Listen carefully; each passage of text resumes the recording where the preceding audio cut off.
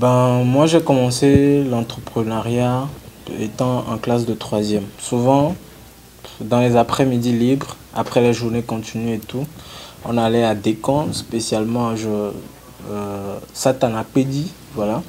Nous avons commencé par vendre des téléphones là-bas, à faire des deals. Également, j'ai eu à travailler avec Olivier en ce moment, où il y avait le site de Toi et moi. Et c'était comme ça que j'ai commencé l'entrepreneuriat.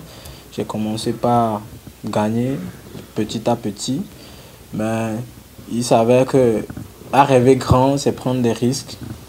Et c'était en classe de terminale. J'ai passé le bac 2 fois, donc la deuxième année, je me suis lancé dans la location de voitures. Voilà. Et c'était le début des problèmes. Quand quelqu'un gâte une voiture et tout, euh, c'était des problèmes, des convocations jusqu'au commissariat et tout, des dettes, des vols de voitures, surtout quand tu n'as pas ta propre voiture et tout. Donc ce qui m'a fait chuter totalement. Chercher un boulot, comme vous le savez tous, c'est un peu difficile. Donc j'ai fait quelques stages, surtout dans des cabinets privés. Et en faisant ces stages-là, je me suis dit, bon, pourquoi ne pas créer mon propre truc? C'est là que j'ai commencé et je l'ai créé. J'ai eu aussi mon cabinet. Je suis dans une structure de l'État en tant que juriste. En plus de ça, du côté juridique, j'ai aussi mon emplacement qui est aide-com. J'exerce en tant que juriste, mais je suis contractuel. Je suis contractuel juste. J'ai fait ce choix parce que je veux avoir du temps pour mes propres entreprises et pouvoir servir mes clients. Je partage mon quotidien comme ça, le matin à 6 heures déjà, quand tu es debout, tu rentres à la salle de gym, tu fais un peu de sport. Déjà à 7 heures, je suis au boulot en tant que juriste, comme je l'ai dit. Et à 14 heures, je finis. Donc déjà à 15 heures, je suis à Edcom. Je rentre chez moi aux alentours de 21 heures, des fois 23 heures. Moi, j'ai eu beaucoup de moments de difficulté. Mon premier revers, c'était en 2014. J'ai eu à faire une location à un certain monsieur, une voiture de 10 à 11 millions environ, et qui est parti faire un prêt avec le véhicule, soit disant que c'était pour lui. C'est l'expérience qui m'a le plus marqué parce que j'ai failli aller en prison, où j'étais revenu à zéro. Tout ce que j'avais comme argent, je l'avais déposé pour pouvoir racheter la voiture. Suite à ça également, Edcom m'a permis de voyager dans beaucoup de pays, surtout en Afrique de l'Ouest. Et j'aime livrer mes clients moi-même. Donc, dans les difficultés, des fois, quand tu rentres la nuit, les braquages, les vols et tout, ce sont les difficultés que j'aurais dit que j'ai pu rencontrer du côté de Edcom. Mais s'agissant de se décourager, de, de laisser tomber, j'ai jamais su laisser tomber. Je me suis toujours mis dans la tête, surtout ayant partagé des expériences avec des grands hommes comme Monsieur Bruno Tata Agboibo.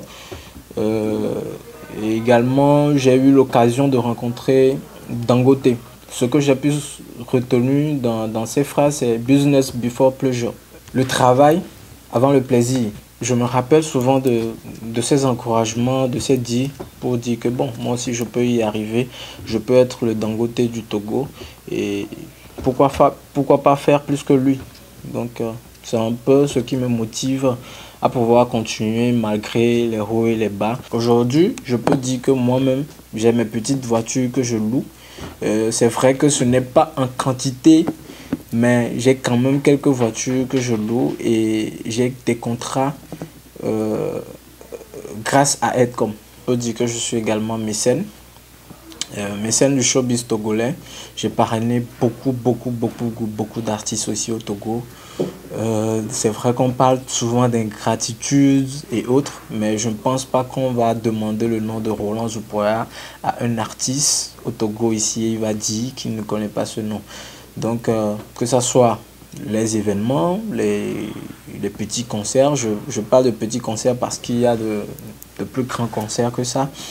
Et les anniversaires, les sorties, les showcases, les aides pour le studio et tout. J'ai eu à vraiment parrainer beaucoup d'artistes au Togo. Ce qui m'a donné également l'occasion de recevoir un prix en août 2018 by Togolese Group. C'était un certificat de gratitude en ma faveur pour avoir contribué à l'épanouissement de la jeunesse togolaise et de la musique togolaise. Avec cette pandémie Covid-19, c'est difficile partout. Il ne faut pas se le cacher, c'est difficile partout. J'ai eu des pertes. Avec les frontières fermées, la vente a tellement baissé. Il y a eu obligation de diminuer le personnel. Et la plupart qui sont actuellement avec nous sont des commissionnaires.